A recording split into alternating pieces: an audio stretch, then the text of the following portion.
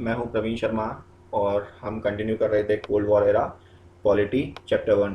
तो ये मेरा सेकंड लेक्चर है। आई होप आपने लेक्चर 1 पढ़ा होगा, सुना हो गया ध्यान से।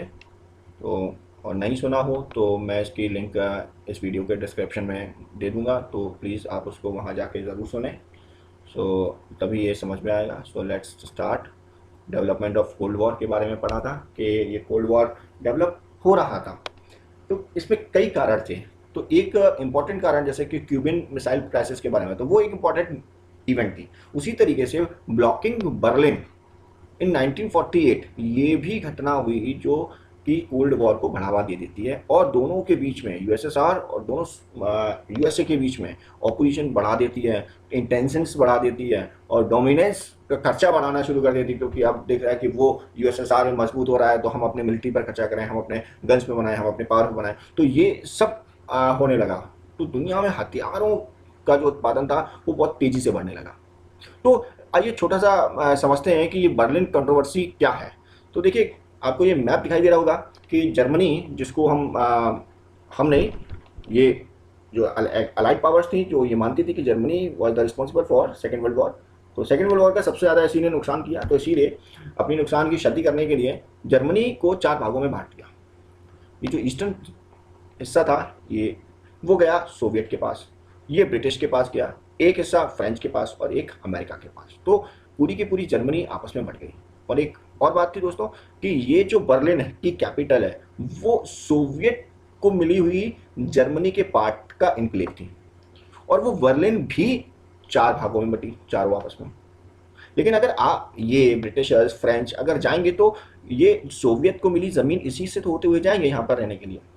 तो हुआ ये, उस समय पर वहाँ के जो प्रेसिडेंट थे उन्होंने एक डिक्लेरेशन निकाली और उन्होंने कहा कि इस बर्लिन को आप डीमिलिटराइज कीजिए, अपनी अपनी आर्मी बाहर ले जाइए, अपने अपने आदमी यहाँ से निकाले जाइए, क्योंकि मैं आगे चल के इसके सारे जो कम्युनिकेशन लाइन्स थे उसको बंद करने वाला हूँ।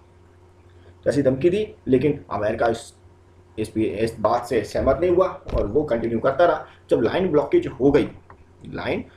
हो गई तो फिर यहाँ से एरोप्लेन्स, प्लेन्स और जो कैरियर गुड्स वाले प्लेन्स जो होते हैं उनको हवाई द्वारा यहाँ पर सुविधाएं दी गई।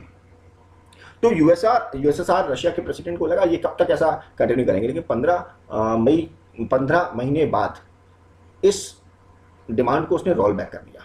लेकिन ब्रिटिशर्स, फ्रेंच और अमेरिकन ने ये जो एयर लिफ्टिंग है वो चालू रखी, क्योंकि उनको लगा कि ये हो सकता है कि हमारी सप्लाई को तोड़ने के लिए ऐसा डिसीजन दे रहा है।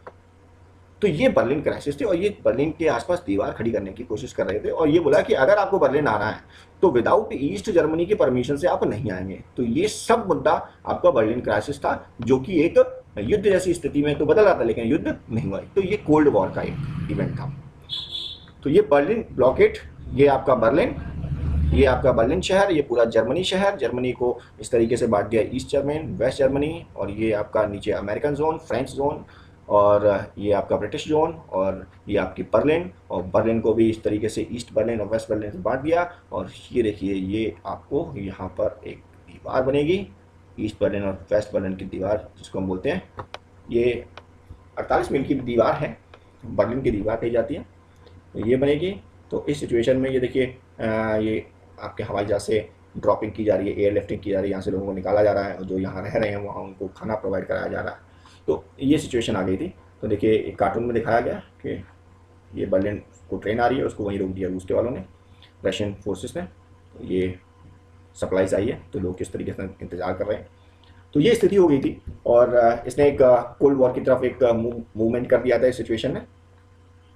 अब इसके बाद ज़रूरी है कि डेटरेंस को हम पहले समझें कि कोल्ड वॉर यूँ टलता क्यों चला गया। डेटरेंस का वर्ड होता है भयादोय, यानी कि डर बनाना, लॉजिक ऑफ डेटरेंस। ये लॉजिक ऑफ डेटरेंस बहुत इंपॉर्टेंट था कोल्ड वॉर को हराने के लिए, कोल्ड वॉर को डिले करने के, जो 1991 तक चला। यानी कि बहुत सारी ऐसी सिचुएशन आई जिसमें युद्ध हो सकता था लेकिन युद्ध नहीं हुआ। क्यों नहीं हुआ? वो था डेटरेंस की वजह से, लॉजिक ऑफ डेटरेंस। अब क्या होता है लॉजिक ऑफ डेटरेंस? तो लॉजिक ऑफ डेटरेंस ये होता है कि आप केवल डराते रहेंगे। आप दो ग्रेटेस्ट पावर, दोनों को पता है कि दोनों के पास बड़े बड़े मजबूत और बहुत ही भयानक हथियार हैं, अगर किसी ने भी इस को इनिशिएट कर दिया वॉर को, तो वो कोई भी वार ना खुद अफोर्ड कर पाएंगे ना सामने वाला अफोर्ड कर, इतना डिस्ट्रक्शन होगा कि दोबारा से वो देश नहीं खड़े हो पाएंगे। तो यही लॉजिक ऑफ, इसी डर की वजह से कोई भी कोल्ड वॉर हॉट वॉर में कन्वर्ट नहीं हुआ।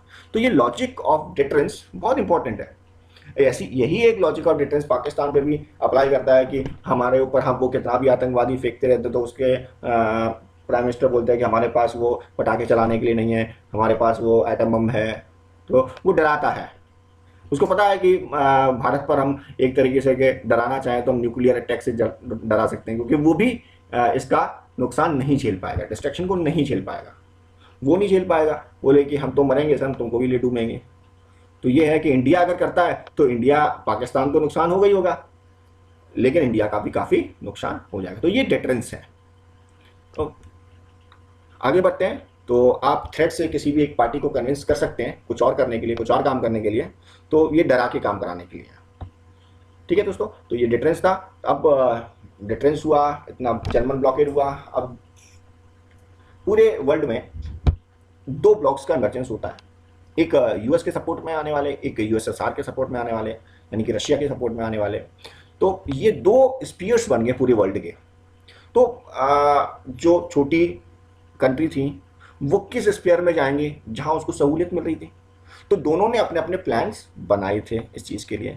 तो अब जो भी स्टेट बनेगा उसको प्रोटेक्शन का दे दिया कि हम आपको प्रोटेक्ट करेंगे, हाँ हम प्रॉमिस करते हैं आपको इकोनॉमिक एड प्रोवाइड कराएंगे, हम प्रॉमिस करते हैं हम आपको वेपन्स प्रोवाइड कराएंगे। तो इस तरीके से यूएसए ने और यूएसएसआर ने अपने अपने ब्लॉक्स बनाने शुरू कर दिया, अपने वो गठबंधन बनाने शुरू कर दिया। तो इस तरीके से तो छोटी कंट्रीज भी उस समय बहुत इंपॉर्टेंट थी। तो टू पावर ब्लॉक्स बनी, एक को हम बोलते हैं वेस्टर्न पावर ब्लॉक, यूरोप का वेस्टर्न पार्ट, यूरोप का वेस्टर्न पार्ट कहलाएगा वेस्टर्न अलायंस, वेस्टर्न पार्ट और अमेरिका के साथ मिलना। तो ये वेस्टर्न अलायंस हो गया। और ईस्टर्न अलायंस होगा आपका जो ईस्टर्न यूरोप, यूरोप का ये जो ईस्टर्न पार्ट है वो किसके साथ जुड़ा हुआ है, ये जुड़ गया रशिया के साथ। तो ये रशिया पूरा फैला हुआ है। तो ये देखिए GD, जर्मन डेमोक्रेटिक रिपब्लिक, तो ये जर्मनी का वो भाग जो जुड़ा हुआ है रशिया से। तो ये टू पावर ब्लॉक्स है। अब देखते हैं नाटो, जो कि इंपॉर्टेंट यूएस अलायंस है। और नाटो के बारे में देखें तो नाटो 1949 में ये इमरजेंस में आया और इसकी आइडियोलॉजी थी लिबरल डेमोक्रेसी और कैपिटलिज्म की। और एक शॉर्ट में देख लेते हैं, इसका ये मार्क है, लोगो है, इसमें देखिए ये कंट्रीज हैं। तो NATO means North Atlantic Treaty Organization, जो फॉर्म हुई थी 1949 में, और 12 मेंबर इसमें थे यूरोप के। और इसका एक मोटो ये था कि अगर नाटो के किसी भी मेंबर पे अटैक होता है तो सभी मेंबर्स मिलकर उस कंट्री पर अटैक करेंगे। तो ये एक भावना थी जो छोटे और बड़े सभी कंट्रीज़ को एक साथ लेकर आई। नेक्स्ट जो इसमें अब 29 मेंबर्स हैं। तो दोस्तों ऐसे ये अब 29 झंडे हो गए हैं, 29। तो 29 मेंबर्स हैं नाटो के। तो India is not a member of NATO. तो बात करते हैं कि इनके अलावा यूएस ने एशिया में दो और मिलिट्री अलायंस बनाए थे। एक का नाम था सीटो और दूसरे का नाम था सेंटो। सीटो मतलब South East Asian Treaty Organization, तो इसमें साउथ ईस्ट एशिया के सभी देश शामिल थे। और सेंटो में सेंट्रल ट्रीटी ऑर्गेनाइजेशन, तो इसमें सेंट्रल एशिया के जितने भी थे उनको शामिल किया गया।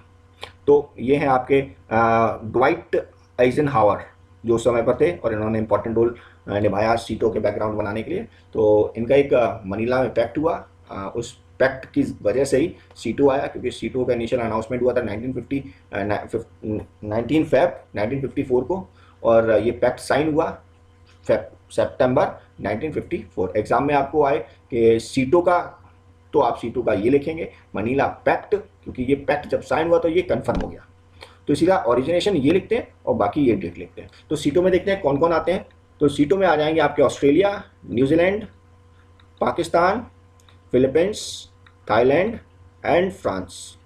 तो फ्रांस तो खैर यूरोप की कंट्री है, तो ये सारी एशियाज की कंट्री है। ऊपर फ्रांस हुआ, यूएसए हुआ और ब्रिटेन हुआ, उनको यहाँ आना चाहिए। तो ये तीनों ने मिलकर ये, क्योंकि इस अलायंस में ये तीनों भी शामिल थे। नेक्स्ट है आपका सेंटो, सेंट्रल ट्रीटी ऑर्गेनाइजेशन, इसको बगदाद पैक्ट के नाम से भी जाना जाता है। तो ये सेंटो कहा जाता है। अब देखते हैं कि इसके अंदर कौन कौन है। तो इसमें आते हैं ईरान, सेंट्रल एशिया का है, इराक भी सेंट्रल एशिया में, पाकिस्तान सेंट्रल एशिया में, टर्की सेंट्रल एशिया में, नेक्स्ट इंग्लैंड।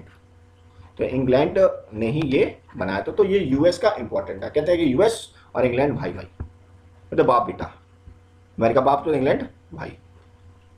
तो आगे बढ़ते हैं, ये ईस्टर्न अलायंस आ गया, वार्सो पैक्ट स्टार्ट हुआ था। तो नाटो को काउंटर करने के लिए वार्सो पैक्ट लाया गया। वार्सो पैक्ट आता है तो इसमें भी वही प्रिंसिपल्स रखे गए कि अगर हमारे ऊपर कोई अगर होगा अटैक तो हम एक फ्रेंडशिप की तरह सभी लोग मिलकर उसके ऊपर हमला करेंगे और सोशलिज्म और कम्युनिज्म की आइडियोलॉजी को बढ़ाएंगे। हम कॉपरेशन और म्यूचुअल असिस्टेंस प्रोवाइड कराएंगे, कलेक्टिव डिफेंस और ट्रीटी ऑफ फ्रेंडशिप रहेगी हमारे बीच में। तो ये सारी आइडियोलॉजी थी आपकी वार्सो एक्ट में। नेक्स्ट है यूएसएसआर के अलायंस में वार्सो पैक्ट को थोड़ा सा डिटेल में देख लेते हैं। इसमें कौन कौन से इसमें आ जाते हैं, USSR, China, north Vietnam, north Korea, Iraq, और इनका काम था सेंटो और सीटो को काउंटर करना, उनके खिलाफ काम करना। तो ये डिसॉल्व हो गया था, क्योंकि जब डिसोल्यूशन हुआ यूएसएसआर का उसके बाद इनका भी डिसोल्यूशन, वार्सो पैक्ट का भी डिसोल्यूशन हो गया। तो वार्सो पैक्ट ये 1955 में पोलैंड में हुई थी ट्रीटी, और ये उस समय पर स्टालिन वहाँ के प्रेसिडेंट थे, और ये वार्सो पैक्ट कहा जाएगा। और यहाँ पर Albania, Bulgaria, Czechoslovakia, east Germany और हंगरी, रोमानिया, तो ये सारे देश आपके वार्सो पैक्ट के अंदर ईस्टर्न अलायंस में थे।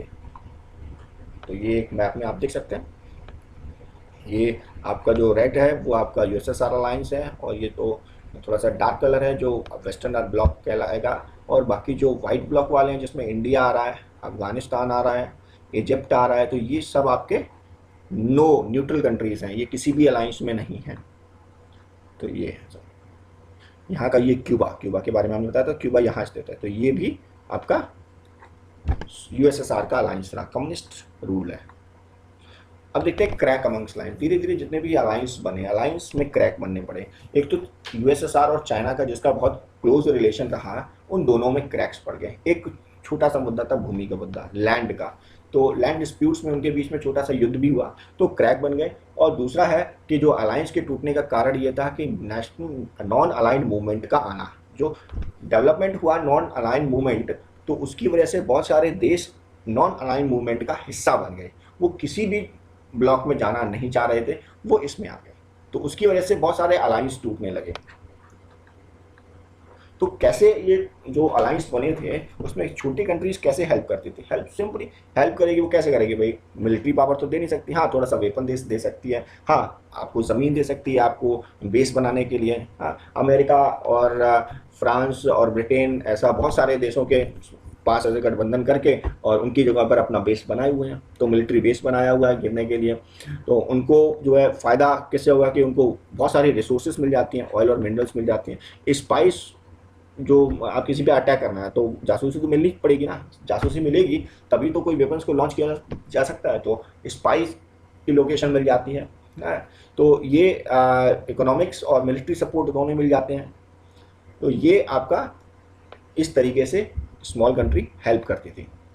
आगे बढ़ते हैं, arenas of cold war. Cold war कहाँ कहाँ हुए, तो ये कोल्ड वॉर बहुत जगह ऑकर हुए, लेकिन ऐसा कोई बात नहीं हुई कि वहाँ पर युद्ध हुआ हो। तो युद्ध कोई नहीं, कहीं बहुत जगह ये आमने सामने हुए।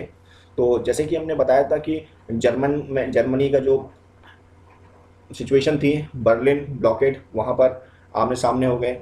और वहाँ पर ये कॉन्गो वॉर में, अफगानिस्तान में, देखिए अभी सीरिया में। तो कोल्ड वॉर जनरली कहा जाता है ख़त्म हो गया, लेकिन टेंशंस नहीं गई हुई हैं दोनों की। तो बहुत सारे हैं। कोरियन वार 1953 में, बर्लिन 1958 टू 62 में। तो बर्लिन का वहाँ ख़त्म नहीं हुआ था, 61 में दीवार बन गई थी, बर्लिन की दीवार। वहाँ और भी बहुत सारे बॉर्डर्स बन गए थे। तो बर्लिन का वहाँ पर अमेरिका और यूएसएसआर दोनों आमने सामने हो गए थे। उसी तरीके से कॉन्गो में जो हुआ, वियतनाम वॉर हुआ उसमें। तो ये सब जो वॉर थे उनमें ये दोनों ही महाशक्तियाँ आगे पीछे से सपोर्ट करती थी और दोनों आमने सामने होती थी। तो इस तरीके से दो देशों को युद्ध करा लेते थे और पीछे से सपोर्ट करती थी। तो आपके एनसीईआरटी में एक इमेज भी दे रखी है जिसमें यूएसए और यूएसएसआर तो साथ बैठे हैं, लेकिन यूएसए धीरे से चाइना को कुछ खिला पिला रहा है। तो वो ऐसा होता है कि जो जैसे ही चाइना से रशिया का झगड़ा हुआ, वैसे ही अमेरिका ने चाइना को फंडिंग करनी स्टार्ट कर दी और रशिया के खिलाफ खड़ा करना शुरू कर दिया। सो अफगानिस्तान में जब सरकार रशिया बनाना चाह रही थी, उसको सपोर्ट कर रही थी, तो अमेरिका ने वहाँ के तालिबानियों को सपोर्ट कर दिया। तो इस तरीके से वो लोग इनडायरेक्टली आपस में लड़ते थे, पैसे खर्च करते थे। चलिए आगे देखते हैं, ऐसा बहुत सारा कोल्ड वॉर में है। तो देखते हैं इंडिया एंड कोल्ड वॉर। अब इंडिया और कोल्ड वॉर, भाई इंडिया तो 1947 में आज़ाद हुआ था और कोल्ड वॉर स्टार्ट हो चुका था।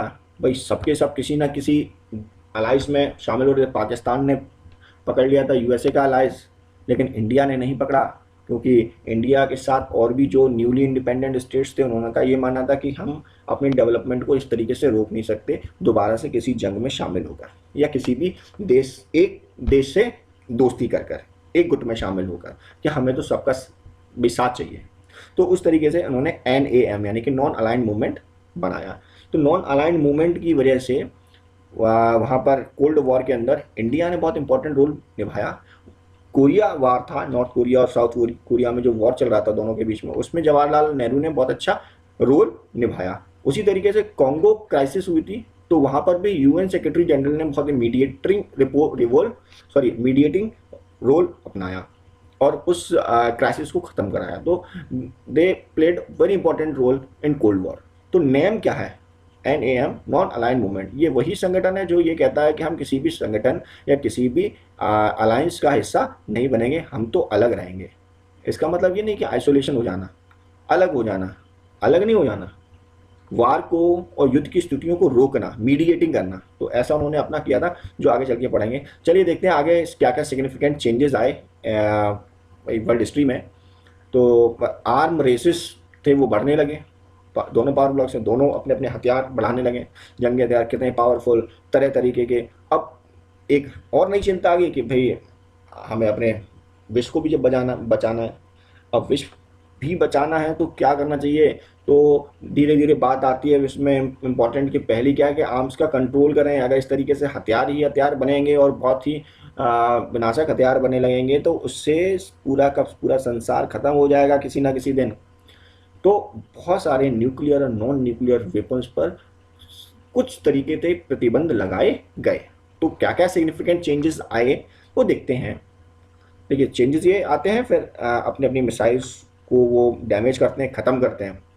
और एक दिखाई दे रही है कि यहाँ पर क्या है, कोल्ड वॉर चल रहा है, तो कोल्ड वॉर में बॉम्ब का इस्तेमाल नहीं कर रहे हैं, लेकिन तीरों का इस्तेमाल कर रहे हैं। तो ये कार्टूनिस्ट है आइडिया बताने के लिए। अब पॉलिसी क्या क्या चेंज होती है दोनों में, दोनों बैठते हैं, मिलते हैं और इस बात पर तैयार हो जाते हैं कि हमें अपने जो न्यूक्लियर और नॉन न्यूक्लियर वेपन्स हैं उनको एलिमिनेट और लिमिट करना पड़ेगा, तभी हम आगे बढ़ सकते हैं। तो ऐसा करने के लिए कुछ ट्रीटीज़ आती हैं, जैसे कि आपके LTBT, NPT, SALT 1 and SALT 2, START 1 and START 2 और ABMT। तो क्या है ये? LTBT यानी कि लिमिटेड टेस्ट बैन ट्रीटी 1963 में आई, जिसमें टेस्टिंग, कोई भी मिसाइल आप बनाते हैं उसकी टेस्टिंग में थोड़ी सी लिमिटेशन लगा दी कि आप धरती पर इसका टेस्ट नहीं कर सकते, पानी में इसका टेस्ट नहीं कर सकते, आपके लिए हवा और अंडरग्राउंड में ही आप इसका टेस्ट कर सकते हैं। इस तरीके से ट्रीटी बने। Nuclear non proliferation treaty NPT। तो NPT में ये किया कि आप कोई भी नाभिकीय हथियार नहीं बनाएंगे और ना ही इसके जो कैसे बनता है टेक्निक, इसका ट्रांसफ़र करेंगे। साल्ट में अपने जो बहुत सारे स्ट्रैटेजिक्स आर्म थे उनको लिमिट कर देंगे, ठीक है, कि इससे ज़्यादा नहीं बनाए जाएंगे स्ट्रैटेजिक्स आर्म्स, बड़े बड़े जो आर्म्स होते हैं। और स्ट्रैटेजिक आर्म रिडक्शन ट्रीटी में ये हुआ, START 1 में ये हुआ कि अब आप अपने हथियारों को कम कर दें, 25% तक घटा दें। तो USA तैयार हो गया 28% तक कम करने में, और USSR अपना घटाकर 35% तक कम करने के लिए मान गए इस ट्रीटी में। एंटी बैलिस्टिक मिसाइल ट्रीटी हुई। एंटी बैलिस्टिक मिसाइल ऐसी मिसाइल होती है जो मिसाइल को मार गिराती है। ऐसी मिसाइल जो किसी बैलिस्टिक मिसाइल जो आपके पास अटैक करने आ रही होती है उसको मार गिराती है, उसको बोलते हैं एंटी बैलिस्टिक मिसाइल ट्रीटी। तो एंटी बैलिस्टिक मिसाइल ट्रीटी भी बनी, जिसके भी टेस्ट पर थोड़ा सा रोक लगाई गई। तो ये मेजर है। इसके अलावा भी बहुत से CTBT भी थे और कई सारे हैं। तो ये मेजर 8 आर्म्स कंट्रोल ट्रीटीज है। नेक्स्ट है आपका चेंज इन बाइपोलैरिटी। बाइपोलैरिटी यानी कि दो ध्रुवियों में जो जो चैलेंज था, वो चैलेंज देने के लिए आया नॉन अलाइन मूवमेंट यानी कि नैम। तो इन्होंने जो न्यूली डीकोलोनाइज कंट्री थी, एशिया, अफ्रीका, लैटिन अमेरिका, ये थर्ड ऑप्शन उनके पास ये था कि वो दो ध्रुव को ना जोड़ें, तो आप इस अलायंस का हिस्सा बन जाए। तो वो तैयार हो गए इस अलायंस में हिस्सा बनने के लिए। तो नॉन अलाइन मूवमेंट ये थर्ड ऑप्शन था इनके लिए। जो नए डेवलप कंट्रीज थे जो नहीं ज्वाइन करना चाह रहे थे किसी पावर ब्लॉक को, वो नैम को ज्वाइन कर रहे। तो नैम के जो फाउंडिंग फादर्स थे, 5 फाउंडिंग फादर्स थे, वो हैं आपके Jawaharlal Nehru India, Joseph Betis Tito Yugoslavia, और गमाल बदेल नासिर इजिप्ट के, इंडोनेशिया के सुकर्नो, और हैं आपके क्वामे निक्रू घाना के। तो ये फाउंडिंग फादर्स हैं नैम के, नॉन अलाइन मूवमेंट के। अक्सर नॉन अलाइन मूवमेंट के जो पहला समिट था 1961 में बना और इसमें 25 मेंबर्स थे। इसका जो 2016 में जब 17 समिट हुआ तो 120 हो गए। इसका हेडक्वार्टर जकार्ता में। तो ये अब नॉन अलाइनमेंट का मतलब ये नहीं है कि हम आइसोलेट हो जाए, अब किसी से मतलब ही नहीं, या न्यूट्रलिटी हम कुछ करेंगे ही नहीं। इसका असली मतलब होता है कि आप मीडिएटिंग करेंगे, ठीक है, दोनों राइवलरीज के साथ में। अब एक विश्व को एक नया इंटरनेशनल इकोनॉमिक ऑर्डर लाया गया कि भाई सभी का आर्थिक उत्थान होना चाहिए। लो डेवलप्ड या लीस्ट डेवलप्ड कंट्रीज़ हैं, उनके लिए हम कहाँ से रिसोर्सेज का इंतजाम किया जाए, उनको भी डेवलपमेंट का हक देना चाहिए। तो NIEO ने यह आइडिया दिया कि जो भी कंट्रीज़ हैं, लेस डेवलप्ड कंट्रीज़ हैं या न्यूली डीकोलोनाइज नई नई स्वतंत्र हुई कंट्रीज़ हैं, उनको इकोनॉमिकली बेनिफिट दिया जाए बाई डेवलप्ड कंट्रीज़। तो ये एक आइडिया दिया न्यू इंटरनेशनल इकोनॉमिक ऑर्डर ने। तो उसी के बाद अंकटाड की एक रिपोर्ट आई। तो अंकटाड ने अपनी एक रिपोर्ट में towards a new trade policy for development, जो कि 1972 में आई थी, उसने कुछ बातें कही, रिपोर्ट्स में कुछ कहा। तो उसमें कहा गया है कि LDCs का जो कंट्रोल है नेचुरल रिसोर्स है उसको बढ़ाया जाए। यानी कि जो अभी तक डेवलप्ड वेस्टर्न कंट्रीज जिन चीज़ों का एक्सप्लॉइट कर रही थी वो कम किया जाए और वो सुविधाएं LDCs को ज़्यादा दी जाए, उनको टेक्नोलॉजी दी जाए, उनको वेस्टर्न मार्केट्स को एसेस करने की छूट दे दी जाए कि वेस्टर्न मार्केट्स में एसेस करेंगे तो अपना मटेरियल बेचेंगे भी, वहाँ से खरीद के भी लाएंगे।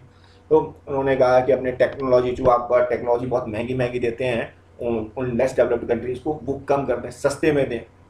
तो cost of technology should be reduce, जिससे कि उनका भी भला जल्दी से हो जाए, तो उनका भी डेवलपमेंट अच्छा हो जाए।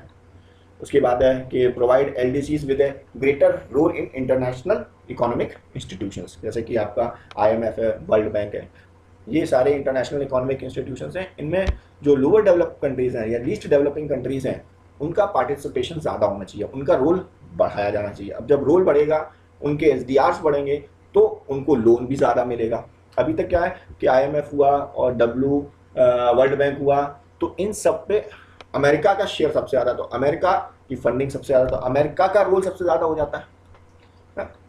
तो ये सब रिपोर्ट आई। अब India and the cold war, India के टाइम पे तो इंडिया ने पॉलिसी जिस तरीके से अपनाई कि वो किसी भी अलायंस को ज्वाइन नहीं करेगा, और जो नई कंट्रीज़ हैं जो डीकोलोनाइज हुए हैं, जो फ्री हुए हैं, उनके साथ खड़ा रहेगा।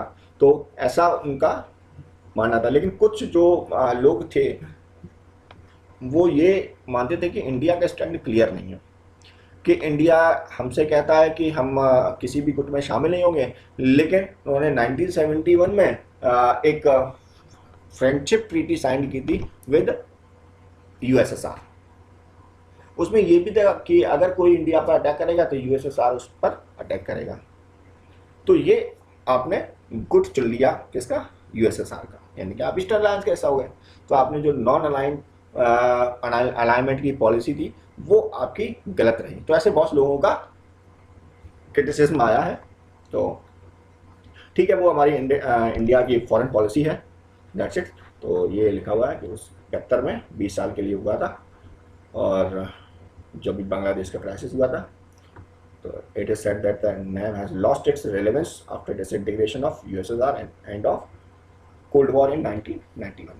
So this core values make NAM relevant even in today's scenario, as it has stood off adverse circumstances and served an important purpose of protecting the interest of the third world countries. तो ये था हमारा topic और ये last. So thanks a lot. I hope आपको ये video पसंद आएगी, और मैं कोशिश करता हूँ कि आगे की वीडियो और इससे बेहतर हो और अच्छी हो। तो और बेहतर करने के लिए प्लीज़ थोड़ा अप्रिसिएशन के लिए इस वीडियो को लाइक करें, सब्सक्राइब करें और शेयर करें, और कमेंट्स में अपने सुझाव ज़रूर दें। मैं आपके कमेंट्स को अप्रिशिएट की तरीके से लूँगा, चाहे वो नेगेटिव हो चाहे वो पॉजिटिव हो। So thanks a lot.